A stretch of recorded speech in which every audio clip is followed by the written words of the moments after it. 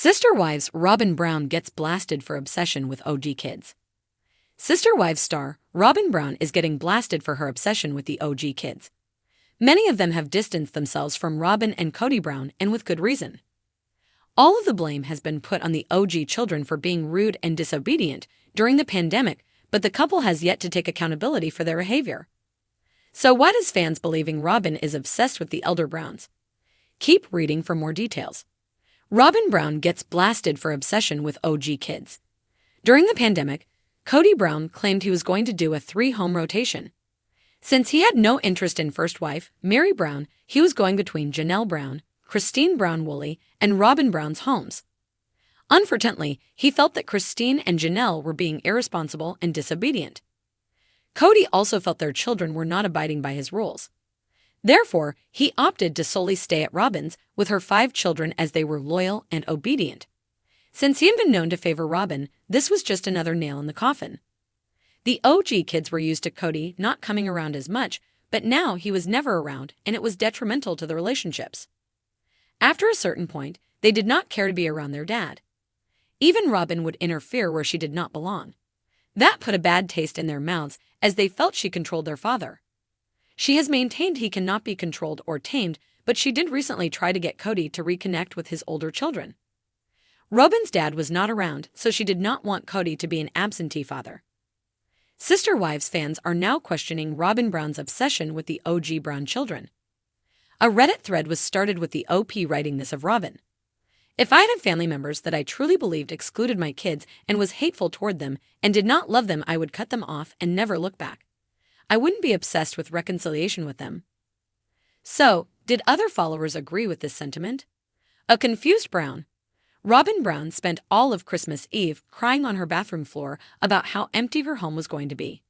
She missed the traditional fanfare and the whole plural family gathering together. This is what she had longed for, and she takes any and all moments to remind viewers of what she has lost.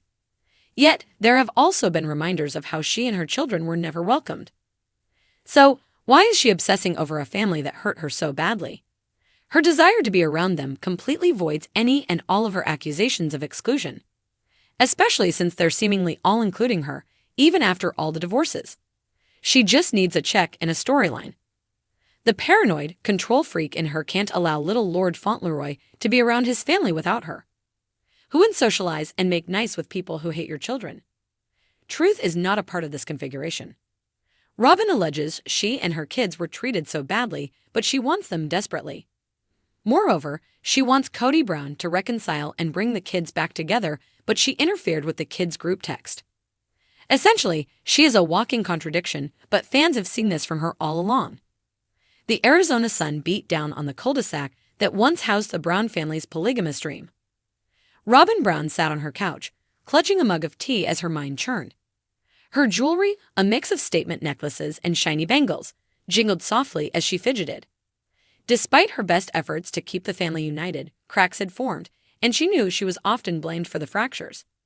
Yet this time, it wasn't just Kody or the otherwise accusing her of wrongdoing, it was the OG kids. The OG kids, as fans dubbed them, were Kody's older children from his marriages to Meri, Janelle, and Cristin. These children had been vocal about their frustrations with Robyn, accusing her of favoritism, manipulation, and a constant need for attention. They had grown up in the chaos of plural marriage, enduring the highs and lows of family life under one patriarch, and now, as adults, they were not afraid to speak their minds. Robyn's apparent obsession with the OG kids had reached a breaking point. Whether it was attempting to mediate conflicts that didn't involve her or inserting herself into their lives under the guise of maternal concern, her actions were being met with resistance, and not just from the kids themselves. A frustrating family meeting. Kody had called yet another family meeting to clear the air. The tension in the room was palpable as the wives sat in a circle, avoiding eye contact.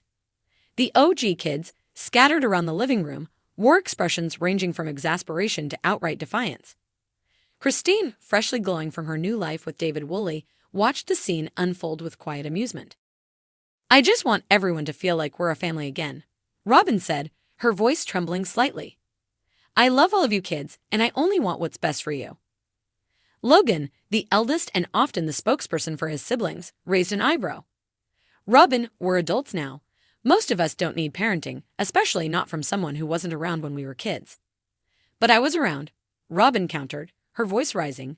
I came into this family to bring love and unity.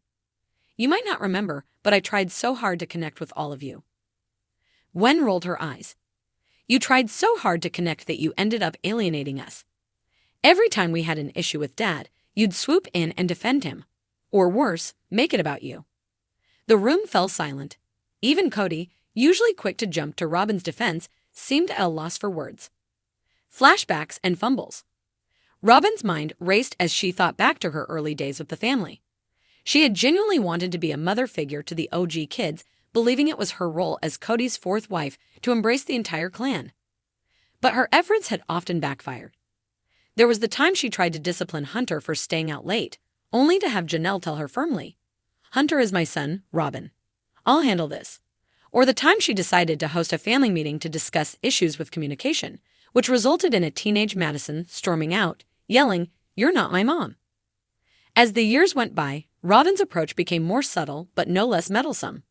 She would text the kids incessantly, offering unsolicited advice or reminding them of family obligations. When they didn't respond, she'd tell Cody, framing it as concern. The breaking point. The current backlash began after Robyn took it upon herself to organize a healing retreat for the OG kids, complete with vision boards, therapy sessions, and team-building exercises. The retreat was meant to be a way to mend relationships, but it ended up being the final straw for many. "I don't need healing from you," Payton had said bluntly. "You're part of the problem." Aspen, usually diplomatic, added, "Robyn, we appreciate the gesture, but these aren't things you can fix. Some wounds are between us and Dad. You inserting yourself only makes it worse." Cristin had sided with her children, privately calling the retreat a classic Robyn move. "She can't help herself," Cristin had told Janelle over coffee. "She thinks if she controls the narrative, she controls the family." But the kids see right through it. Social media firestorm. The drama didn't stay within the confines of the Brown family. Social media quickly picked up on the tension, with fans dissecting every move Robyn made.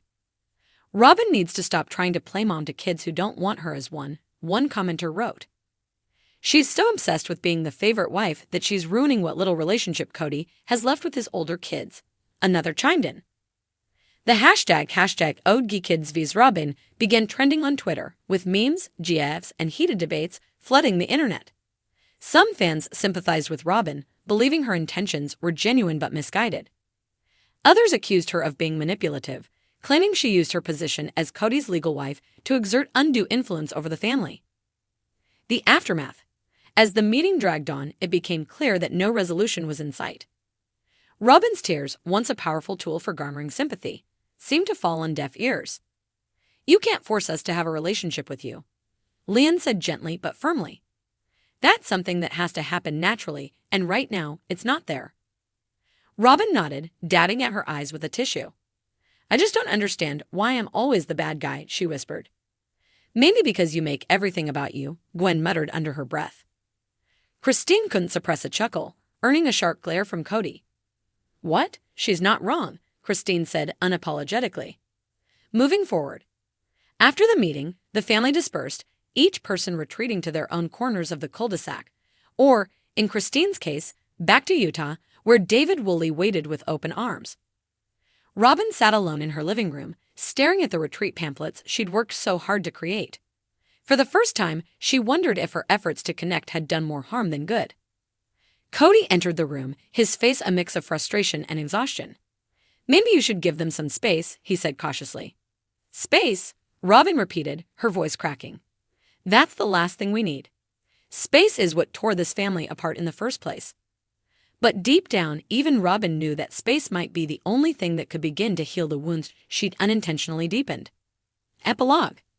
The OG kids, for their part, found solace in each other. Group texts buzzed with shared memes about the meeting, and a sense of camaraderie emerged as they collectively processed the drama.